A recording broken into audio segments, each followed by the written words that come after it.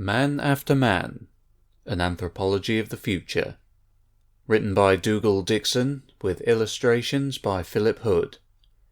500,000 years hence, strings of socials. A string of figures winds rapidly through the arid scrub, kicking up clouds of dust from the red powdery soil. The sun is rising to the height of its heat, and soon the open semi-desert will be no place for any living thing. Despite their dark skins and the protective covering of hair over their heads and backs, the socials would not be able to tolerate the shrivelling temperatures of midday. That is no problem, since at their speed the string will reach the home before the conditions become too bad. The spine of the string consists of about 30 youngsters, each carrying his or her allocated load of roots and tubers in woven bags. Moving parallel to them on both sides are about a dozen mature males, their sensitive eyes and ears scanning the red and grey landscape for potential enemies, their elbows bent and their huge bladed hands dangling in front of them, ready for the defence of the string. At the tail of the string, two of the young gatherers are carrying a living creature between them. It is somewhat like one of the socials, but smaller, and it does not have the long legs that allow the string to move so quickly. The two socials that carry it have interlocked their arms to form a kind of seat, and on this the creature perches with its arms around the necks of its supports. They treat this creature with care. It is their seeker. Without a seeker, the semi-desert would not yield up its tubers and roots, and its water deposits would remain hidden. Socials would use up their energy and time roaming the vast wastes in random attempts to find new food supplies. The seekers, although they are not part of the social's family and lead their own lives within the home, are a valuable part of the community. The stringmaster pauses. There is something not quite right about the landscape ahead of them. He barks a single word, and the whole string stops instinctively. They all drop down behind the scrubby bushes to become invisible, but the cloud of their dust remains over their heads like a flag. It is another gathering string, one from another community, encroaching on neighbouring gathering land. With a few quietly grunted words, the stringmaster commands the young gatherers into a tight huddle, surrounded by about half of the fighting males, while the rest of the males spread out in a defensive arc facing the interlopers. They need not have troubled with the stealth. The interlopers know they are there, and are approaching in a determined advance, eschewing any cover. The stringmaster views the approach in dismay. This is no gathering string that has lost its way. It is a band of warrior males, without a juvenile gatherer or a seeker amongst them. No further need for camouflage. The stringmaster barks orders that jab his own warriors into action. Up they leap from their cover and flail into the oncoming party. Instantly, the stringmaster sees that his own fighters are outnumbered by about 3 to 1, and so he calls forward those that are guarding the gatherers and their burdens. As for himself, he steps back out of the way of the fighting. He is far too valuable to be wasted in the thick of the bloodshed.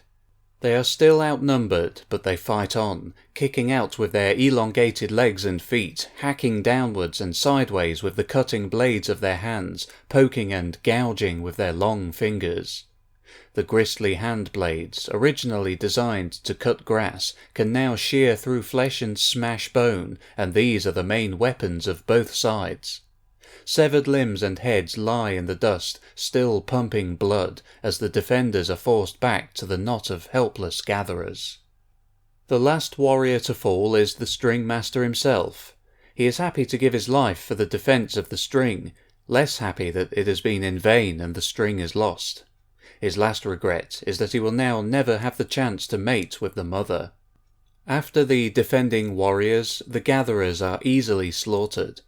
Soon there is nothing left of the original string but the seeker, who stands unmoved by the carnage. The interloper's stringmaster addresses it, and it agrees to lead them to its own home. After all, it is a seeker. Seekers obey socials, whatever their home. The attacking stringmaster dispatches 2 of his warriors back to their own home to summon young gatherers to take back the booty. Warriors do not carry. He assigns about a third of his men to guard it where it lies. Then he organizes the remainder into a raiding string and has the seeker lead them towards the home of their enemies. This string must move slowly, since the seeker cannot run as fast as the socials, and it cannot now be carried. Warriors do not carry. Towards the blaze of noon, the bulk of the home appears on the horizon. From a distance it would be unnoticeable. All that can be seen is a pair of ventilation chimneys that look just like the solid pointed towers of the beautiful and sacred insects that inhabit the entire region. The home itself is in a hollow, an impenetrable fortress. Smooth walls, with no hand or footholds, red and hard as bone, curve upwards, enclosing the entire colony in an impregnable dome, the shape of a tuba. Only the two tall chimneys at the top break the symmetry. Near the top, a crack in the structure is being repaired by a small group of gatherers, moist red clay being kneaded and pressed into the damaged area. In this vast structure are the mother, the infants, the juvenile gatherers, the female nurses, an unknown number of male warriors, old male drones, a ghetto of seekers, and, most important for the raiders, the food stores that would sustain them all. The raiding stringmaster, having hidden his warriors and crept as close as he dares, peers over the rise of the land not far from the home. It is as well guarded as his own. Each of the ground-level entrances is guarded by several warriors, and most likely many more warriors are housed in chambers close to the entrances. Breaking in is going to be difficult. The vague stirrings of an idea occur to him. He often has ideas. Even when he was a mere gatherer he did, but it was difficult to work on them then, when everything that he did was prescribed, regimented, and expected of him. Likewise, when he had grown to a warrior and his female siblings had gone to be nurses, those ideas came to him. Only in the heat of battle, when an individual could act on his own initiative for the good of the home, could any of them come to fruition. Most of the time, events showed that his ideas had been justified. That is why he is now a stringmaster. This idea, however, is something quite novel, disturbingly so. Stealthily, he makes his way back to his warriors and the captured seeker. With much difficulty, through the few words they possess, he gives the seeker his instructions. The seeker is puzzled. It takes a long time to convince him of what is required, as this is something new to him as well. Eventually he seems to understand, and goes off towards the home. The guardian warriors at one of the entrances start into attentiveness as they see the lone seeker scrambling down the dusty slope towards them. They demand to know what he is doing. Dutifully, the seeker states that the string is under attack, not far away, in the direction from which he has come. When he is asked for more details, however, he is blocked. He was not told to report anything more. As these warriors ask him questions, he becomes more and more confused. The answers he should give are in conflict with the statement he was told to make. He was given orders by socials. Now he is asked questions by socials that would confuse the first orders. He throws his arms over his head and collapses to the ground. He cannot understand what is happening. Nor can the defending warriors. What they have understood is the report that one of their strings is under attack. They rouse the other warriors of the home and form themselves into a fighting string, running out in the direction indicated by the gibbering seeker. Once they have gone and things are quiet, the raiding stringmaster brings his warriors stealthily from the other direction to the abandoned entrance. He picks up the cowering seeker and shakes him back into attention. Then, preceded by the seeker, the raiding party enters the home. There are still warriors in the chamber behind the entrance, but these are soon silenced, and the raiders make their way into the interior. Pushing the unhappy seeker before him, the stringmaster and his warriors penetrate deeper and deeper into the home. The air becomes heavier and stuffier. This is to be expected. As the females grow to be nurses and, in a few instances, mothers, they spend their time deep in the airless tunnels and chambers. Their metabolism slows, allowing them to consume less air and less food, and devote their lives to feeding mother and infants. The seeker dodges out of the passage and into a side chamber, illuminated by a dusty shaft of light slanting through a hole in the outside wall. A great commotion arises. This is part of the seeker's own quarters, a rambling, disorganized muddle of chambers and passages within the walls of the home, a place of chaos and random life where these low creatures mate and play at will, fed and cleaned constantly by the home's nurses. The seekers, despite their disgusting habits and lifestyles, are essential to the life of the home. The dark bobbing shapes of his companions welcome him back, but are then thrown into consternation by the appearance of strange warriors behind him. A nurse, bringing the seekers their daily ration of food, is shocked into immobility and stares stupidly at the raiders. A bowl of chewed roots and flattened insects falls from her long hands. They kill her immediately, but leave the seekers alone. The captured seeker is now collapsed in terror and confusion amongst his companions, and will obviously be of no further use. The stringmaster and his men push onwards and downwards, feeling their way in the darkness now. Occasionally they come across the soft, slow body of a nurse, or the active one of a juvenile, and these they kill without hesitation. Those that are nimble enough to escape are ignored.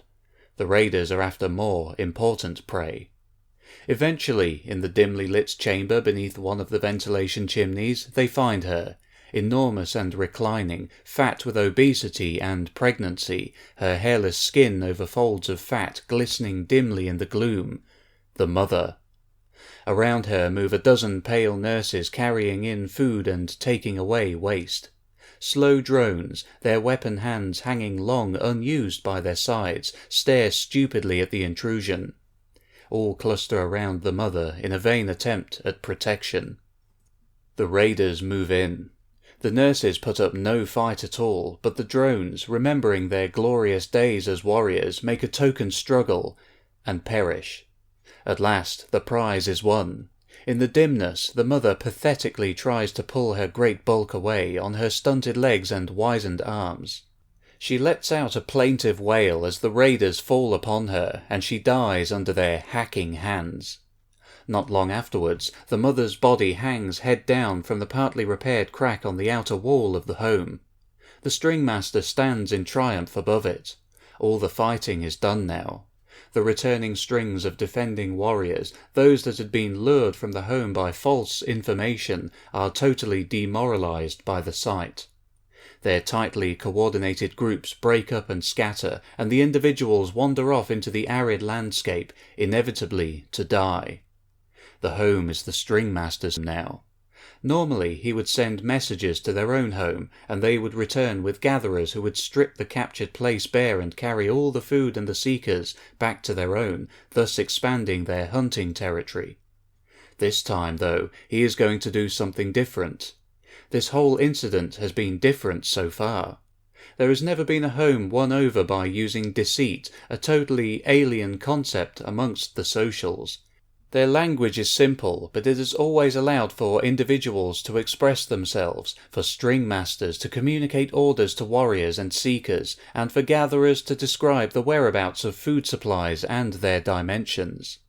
This is the first time that their language has been used in a deliberate way to deceive. It is indeed a new and useful development, showing great promise for the future.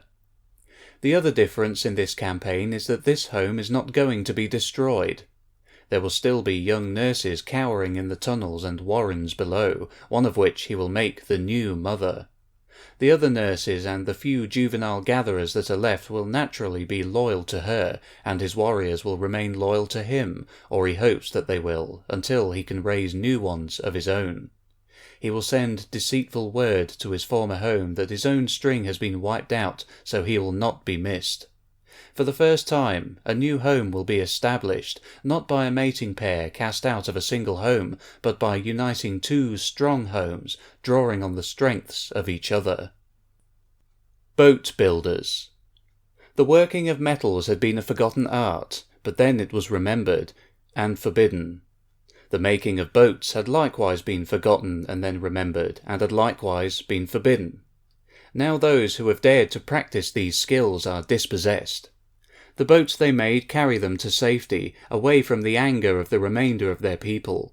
The boats are sturdily built, of planks cut by metal tools and pinned together with wooden pegs. Someday they will be able to build them of metal, if this is permitted. For now, the 5 boats are carrying the 43 individuals who represent the only group of beings in the world with the courage to use the remembered knowledge of their ancestors. The woven sails bulge with the wind that they know will carry them to the islands in the warmer regions of the globe. It is not that they lack the conscience and moral terror of the rest of their people, just that they feel strong enough to overcome any danger. They know, deep inside them, that the knowledge their ancestors gained, generation by generation, eventually destroyed them. They know that their ancestors made things, that they took power from the sun and the sea, from the ancient concentrated remains of life, from the breakdown of the very forces that held matter together. With this power they took metals, food and other materials from the solid earth and from the living creatures that existed on it. They were able to increase their lifespans, eradicate the diseases and accidents that held populations in check, and spread over the whole surface of the earth. Eventually, the earth had become too crowded and burdened to carry them, and they perished under the weight of their own technical cleverness. All this they remembered, although they hardly understood it, but the inherited memory of the loss of everything that their ancestors had achieved was enough to forbid the use of the inherited memory of the means of achieving it. All abided by this, except for the boat builders, who continually flouted their people's taboo on using their ancestors' knowledge, and were persecuted for it. They fought back with blades, but the overwhelming hostility had driven them away from their fertile homeland. Now they are on the run, but it may not be for long. Many of their boats have been left behind, and it seems likely that the more zealous of their enemies will come in pursuit. Although boat building is forbidden, sailing them may not be, and everybody shares the memory of how to sail. What is more, their choice of destination has been made on the basis of inherited memory. Their pursuers, using the same mix of ideas, inspiration and basic knowledge that the inherited memory entails, will come to the same conclusions. There is no such thing as secrecy now. After many days of steady winds, the fugitives see the first of the islands. It is as they expect. The first sign is a cloud on the horizon, blue hills appear next, then the green of lowland vegetation, and finally the white streak of beach. All as is predicted, except for the bubbles. Several shining, bouncing globes are moving up the beach. The puzzlement that they produce in the boat builders is short-lived, however, as the boats are caught in the rising swell of the shallowing sea. The waves that have pulsed unnoticed across the open ocean are now funneled and magnified as the seabed shallows, building up into steep walls of green water that curl over and crash into an oblivion of sparkling white spray and surge hissing up the hot sandy beach. In this turmoil, the boats heave upwards, dive into the hollows and are flung towards the land. As the prows crunch into the beach, the boat builders jump out, splashing ankle-deep in foam and sand, and drag their vessels to safety. Then, when all are safely ashore, they collapse onto the beach in joy and exhaustion. Although the voyage was completely predictable because of their common memory, they have been very uneasy during their days at sea. That was not their environment at all. One of their females notices it first. The huge translucent sphere beneath a sagging palm tree at the head of the beach. They had all seen the bubbles from the sea, but had ignored them and then forgotten them. It was always the way that the inherited memory was more powerful than that developed by the individual. In size, the sphere could probably be encompassed by the outstretched arms of 3 people. It is shiny with a greenish tinge, and its base is spread and flattened by its own weight. Its outer covering seems flexible, and the whole thing wobbles as it rolls slowly down the beach towards them. Sand adheres to its outside as it moves, but dries and drops away very quickly. The female who first saw it stands and watches it roll right up to her. All watch to see what happens next. Inherited memory cannot guide them now. Before there is time for reaction, a silvery arm shoots out of the side of the sphere, seizes her hand and tugs it inside. Then it starts rolling towards the water's edge, dragging the surprised female with it. When she realizes what is happening, she begins to scream, but she and the sphere disappear beneath the surf before anyone can do anything about it. The travellers stare after her, stupidly. Then several more of the spheres appear at the head of the beach. They do not seem intent on attack. They roll towards the sea, avoiding the party. Anger, an emotion not often felt by the boat builders, surges to the surface like one of the bursting waves, and as one they launch themselves in a revenge attack at the nearest sphere. Surrounded, the sphere cannot move, but it seems to waver this way and that to try to break free. Its surface is yielding but too tough to be penetrable. Blows and punches are absorbed and bounce right back. Then one of the boat builders brings a blade from the boat and plunges it into the glistening surface. The sphere bursts, and a rush of salty water gushes over the attackers and sinks into the dry sand. The punctured surface has collapsed into slimy gel, releasing seawater. In the middle of the stain lies a strange creature, gasping. Like them, it has a black skin, but the skin is completely smooth and hairless. The head is like that of a fish, with big eyes that do not seem to be functioning in air. The mouth is huge and gaping. No neck separates the bulbous head from the streamlined body. Gills on the chest flap ineffectively, and the body narrows to a paddled tail. It is the arms, however, that are most remarkable. They are human arms, complete with hands and fingers. The thing flaps about on the beach pathetically as it slowly dies of suffocation. The sea creature has devised some means of coming onto land and bringing its own environment with it. If these islands are now the domain of these creatures, it is going to be difficult to settle here, for they have proved to be undeniably hostile. Moreover, what will happen when the boat builders' pursuers arrive?